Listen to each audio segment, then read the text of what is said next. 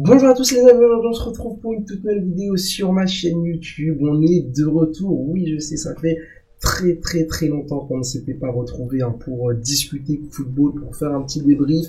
On est un peu plus d'une heure après le dernier match de la sélection algérienne, l'Algérie qui vient de s'imposer 2-1, match très difficile pour les qualifications à la prochaine Coupe d'Afrique des Nations qui aura lieu début 2024 du côté de la Côte d'Ivoire. Match compliqué face au Niger. Les amis, aujourd'hui on va pas perdre de temps, on va faire comme d'habitude, voilà, on va reprendre les bonnes vieilles recettes.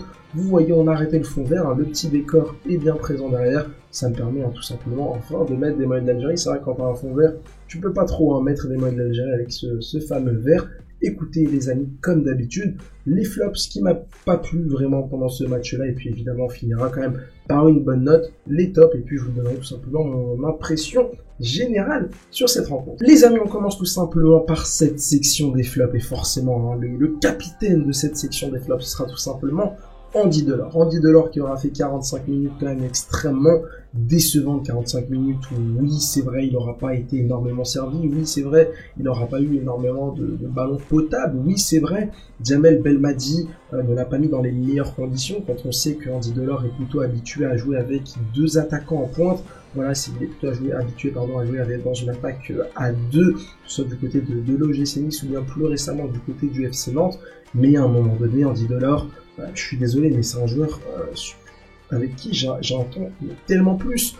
J'en attends mais tellement plus par rapport aux autres. C'est un joueur qui nous a manqué de respect à nous, à tous les Algériens, avec cette fameuse pause. Voilà, il est parti en pause pour se concentrer sur l'OGC Nice. Le mec revient, je l'ai déjà dit, mais pour moi, Andy Delors, tu reviens avec ce qui s'est passé. Déjà, moi, je suis absolument contre son retour en sélection nationale. C'est pas normal pour moi qu'Andy Delors, avec ce qu'il a fait, avec les propos qu'il a tenus, c'est pas normal qu'il puisse revenir comme ça aussi facilement en sélection. Mais admettons, voilà, il a fait une erreur, il s'excuse, il revient, il n'y a pas de souci, d'accord. Mais par contre, il y a un moment donné où quand tu reviens, faut être bon. Quand tu reviens, faut être très bon. Quand tu reviens, faut être énormissime. Faut justifier tout ce cinéma, faut justifier tout ce tapage médiatique autour de toi. Et je suis désolé, Andy Delors, aujourd'hui, il aurait été complètement fantomatique, complètement absent face à cette équipe du Niger. C'est le Niger, encore une fois, 122e au classement FIFA, encore une fois, une équipe qui n'a pas participé à la Coupe d'Afrique des Nations depuis 2013. Que fais-tu, Andy Delors? Que fais-tu, mon ami? Je comprends vraiment pas. Match absolument dramatique. Et évidemment c'est logique de le voir sortir très rapidement parce que même Belmadi l'a vu. Heureusement pour nous, il est sorti à la 45e. Alors on enchaîne les amis avec un autre joueur que j'ai trouvé quand même assez décevant dans ce match-là, Youssef Belaïli. Alors malgré sa passe décisive sur le premier but de l'Algérie, j'ai quand même beaucoup de mal avec Youssef Belaïli, beaucoup de mal avec ce joueur qui essaye à tout prix de chercher le coup franc, qui essaye à tout prix de chercher le penalty. T'es en Afrique, les arbitres ne nous aiment malheureusement pas du tout, ça sert à rien. En plus Belaïli, je pense qu'il y a un gros poids de ça avec tous les arbitres africains.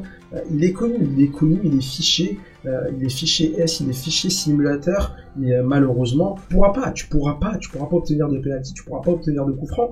Joue simple, joue ton jeu. Et c'est vrai que j'ai l'impression que Belaïli n'est plus capable de dribbler, Belaïli n'est plus capable de faire des différences individuelles.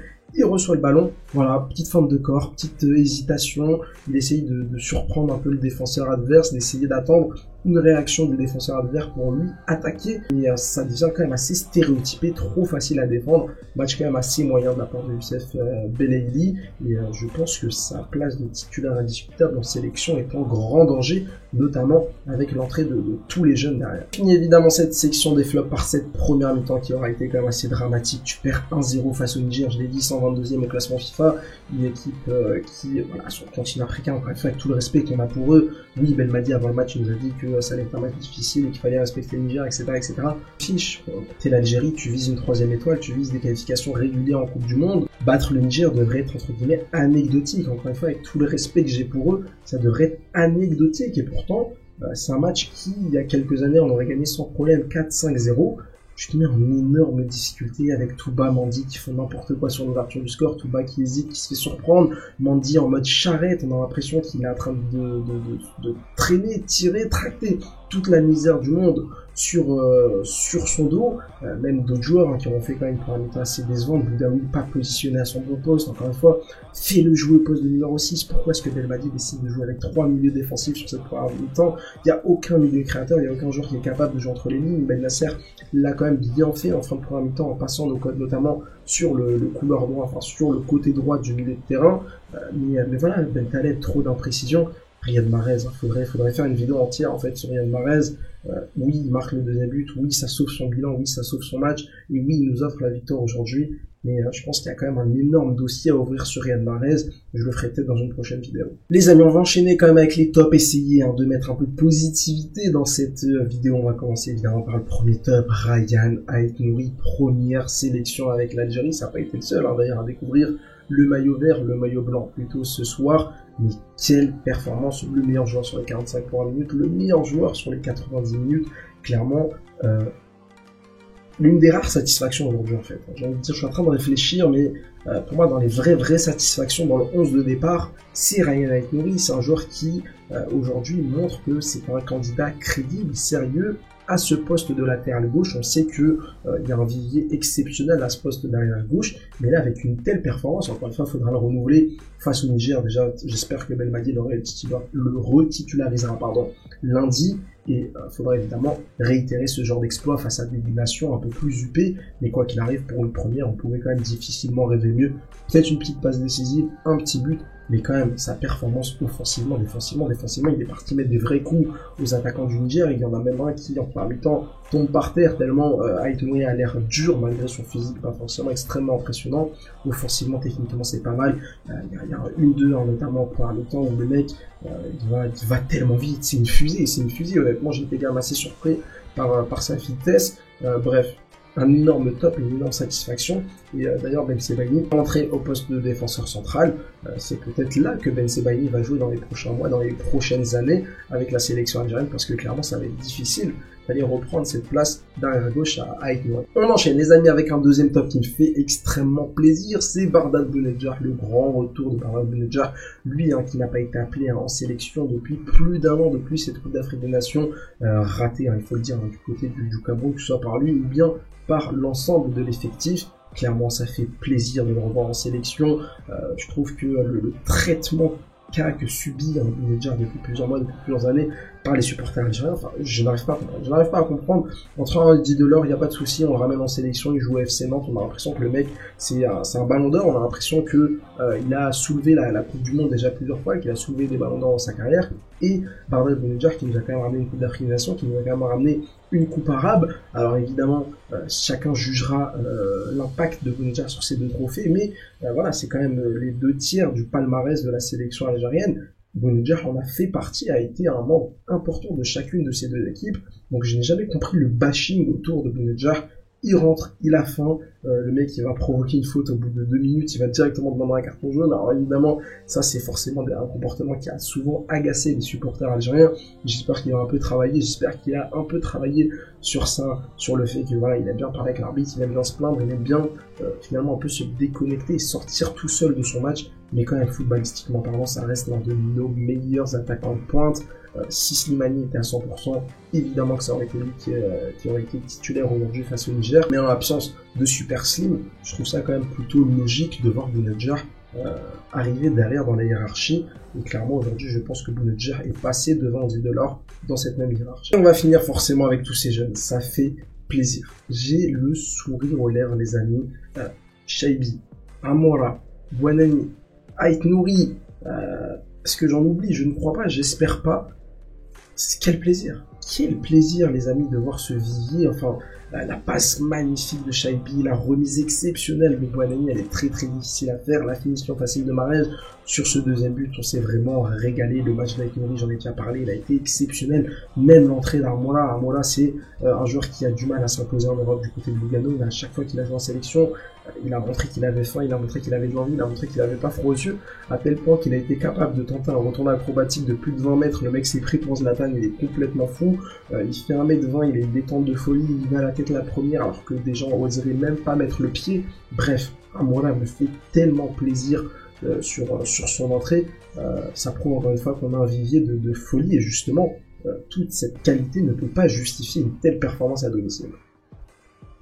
Parce que justement, on va y venir, hein, c'est sur cette performance à domicile, on va y venir. Clairement, pour moi, ça a été quand même un match raté globalement de la sélection algérienne. Alors évidemment que la deuxième mi-temps, elle est beaucoup plus intéressante. Évidemment, quand tu vois les stats, tu vois clairement cette équipe de Niger a posé le but, ça fait que défendre avec ce 5-4-1 extrêmement compact, très difficile à bouger. Mais c'est pas la première fois que l'Algérie affronte ce genre de configuration, c'est pas la première fois que l'Algérie affronte ce genre d'équipe qui ne viennent pas pour jouer au football, viennent surtout pour faire prendre un petit point, voire peut-être arracher une victoire sur un miracle, sur un malentendu. Donc pour moi, il n'y a pas de surprise. Le Niger a joué comme le Niger devait jouer, avec les qualités qu'ils ont. C'est à toi maintenant de trouver les ingrédients, de trouver la bonne équipe pour aller battre cette équipe du Niger. Et clairement, pour moi, c'est une victoire inquiétante de la part de la sélection algérienne, avec ce dénouement qui s'est tout simplement joué dans les toutes dernières secondes. Cette victoire qui s'est arrachée dans les toutes dernières secondes de ce match du côté du stade Nelson Mandela. Je sais pas. Écoutez, les amis, encore une fois, c'est une petite réaction à chaud, mais pour moi, Belmadi va falloir, je vais pas dire se réveiller, mais clairement tirer la sonnette d'alarme dès ce soir, parce que face au Ghana, parce que face à la Côte d'Ivoire, parce que face même à l'Égypte, parce que face au Maroc, parce que face à la Tunisie, ce genre de performances-là ne passeront sûrement pas. Il va falloir, voilà, dès lundi soir, montrer quand même que tu es bien présent, montrer que tu as l'effectif pour ne pas se tromper dans la compo de départ. Moi, j'aurais bien voulu voir Kadri titulaire. Pour moi, j'aurais bien voulu voir aussi Chaibi titulaire. J'espère que Chaibi, Kadri seront titulaires lundi soir. Même pourquoi pas Bouanani, Bounedjah aussi, évidemment. Il y a l'effectif qui est là. Maintenant, est-ce que Belmadi est capable de laisser Mandi sur le banc? Est-ce qu'il est capable de laisser Delors sur le banc? Est-ce qu'il est capable de laisser Marez, Belaïli? Je ne sais pas. Je dis pas qu'il faut faire jouer les U23, qu'il faut faire jouer que des jeunes dans ce genre de match-là. T'as besoin d'expérience, il y a quand même une certaine hiérarchie dans l'équipe. Mais sur certains postes, pour moi, voilà, Belaïli, c'est très compliqué pour moi d'en faire encore un titulaire indiscutable. Pareil pour Aïssa Mandi, pareil même pour Ben Khaled, qui aura pas été pour moi extraordinaire aujourd'hui. Pourquoi pas faire rentrer Arkadali au milieu de terrain dès la mi-temps. Mais quoi qu'il arrive, voilà, c'est une victoire importante. Lors du prochain match, tu peux déjà te qualifier pour la prochaine Coupe d'Afrique des Nations. Mais encore une fois, l'objectif, c'est pas de se qualifier. Ça, c'est complètement normal, hein. Il y a 2 équipes sur 4 qui se qualifient. Allez voir la tête du groupe, c'est complètement normal de se qualifier. L'objectif, c'est d'aller à la prochaine Coupe d'Afrique des Nations, assumer ton statut et faire demi-finale minimum. Voilà, les amis, pour cette petite vidéo, j'espère qu'elle vous aura plu. Mon retour, tout simplement, sur YouTube. Les vidéos vont évidemment revenir régulièrement à partir de maintenant. N'hésitez pas à me donner votre 11 de départ pour le prochain match de la sélection algérienne. Je vais aussi faire une vidéo où je vous donnerai les liens. Donc évidemment, je montrerai tout simplement vos 11 de départ. Je les commenterai en direct dans ma prochaine vidéo. Donc n'hésitez pas à participer à ce petit jeu. Si cette vidéo vous a plu, n'hésitez pas à mettre un petit like et à vous abonner pour pas louper les prochaines. N'hésitez pas à me suivre sur Twitter pour regarder parler football. Allez, ciao ciao.